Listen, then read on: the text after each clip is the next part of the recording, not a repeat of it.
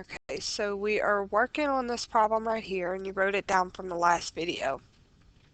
Um,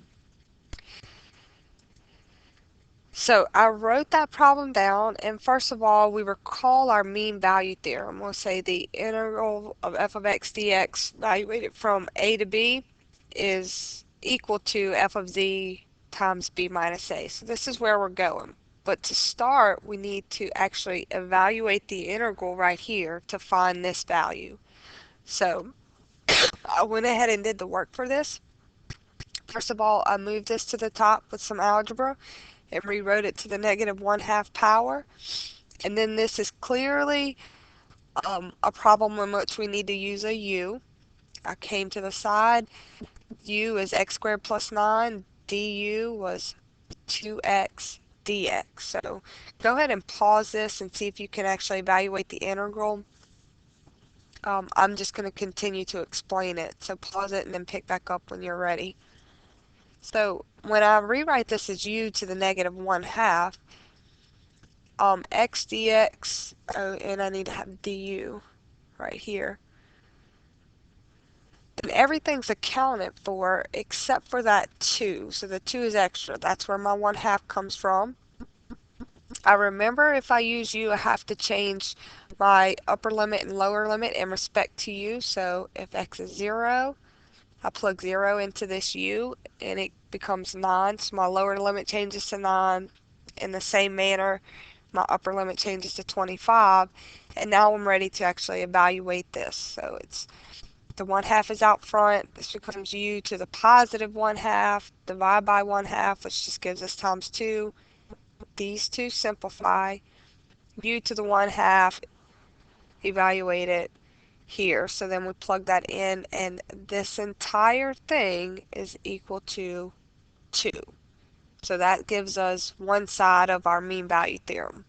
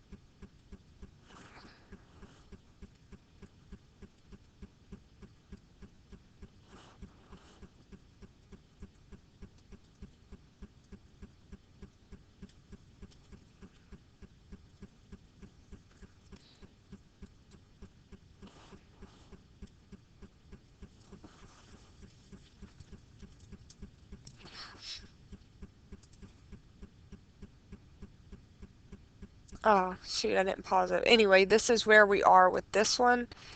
I pulled my 2 from this last problem and just wrote down my formula. And then this is just reminding me of my problem on the last page so I don't have to keep flipping back and forth. When we evaluated this, what did we get up for our particular answer? We had a 2. Now the next thing I want to do is evaluate f at c. That means my function, this is my f of x right here, we want to evaluate it at z, which would then be z over the square root of z squared plus 9, right? And then my b is 4 and my a is 0, so we have 4 minus 0. And then we're going to simplify this now. Okay, so I started working this, and then we'll need to back up and make sure I explain all of it. So 4 minus 0 is just 4. And then if I multiply that in the numerator, it's just 4z. So at this point, what I did is I cross-multiplied to solve. So that's 4z times 1, which is just this 4z. And then 2 times this denominator, which is represented here. Now, I chose to go ahead and divide by 2 so that I can just get this by itself. So whatever you do to one side, do to the other.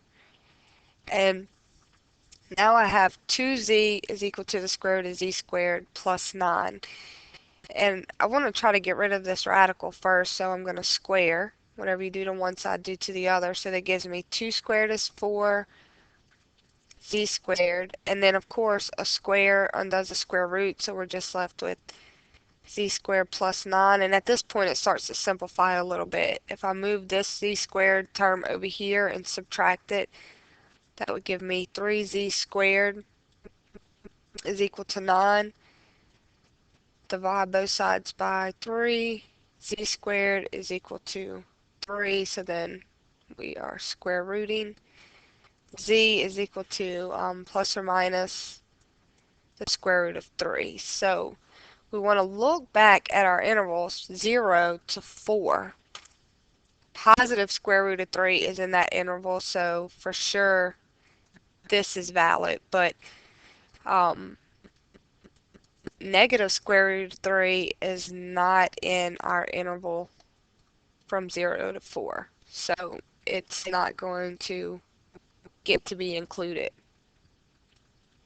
Okay, so that one's not in there, not in our given interval. So the only answer we get for z is the square root of 3.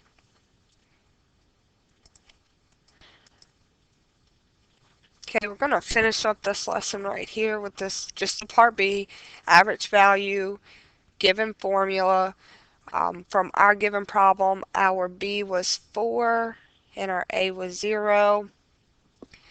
When we evaluated our function, remember we did this in that previous part, and what did we get for that?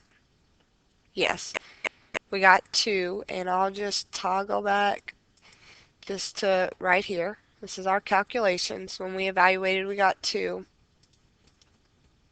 So most of the work was done in the previous, so we just get 1 4 times 2, which is just going to be 1/2. So our average value. So there'll be a particular problem which you're asked to find the number z that satisfies the mean value theorem for a given integral, and also the average value of f on a to b. Also, I don't remember if I put this image up there so you can see what the average value right here is looking like for a function. So this is what we found on that last one. Maybe that helps a little bit for you to visually see some of the things we're doing algebraically. Anyway, go ahead and attempt to do your homework on these lessons. Like I said, the proof of the fundamental theorem of calculus is something we definitely want to look at and respect. I'm just going to pull a video, find something on YouTube, maybe Khan Academy, so you can see the origin of that. And then what we did in class was just the application of it, how to use it, and seeing lots of examples. And hopefully this will help.